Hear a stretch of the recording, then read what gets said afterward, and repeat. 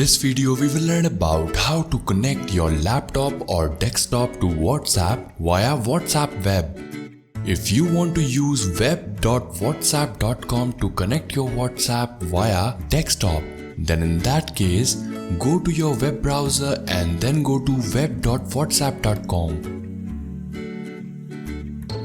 Now here, a QR code will be visible. Just scan this QR code from your WhatsApp Android application. Now go to the WhatsApp on your cell phone and click over WhatsApp web. Now from here, you can scan the QR code given in the desktop. Once the QR code is scanned, your phone will be successfully accessible via web.whatsapp.com.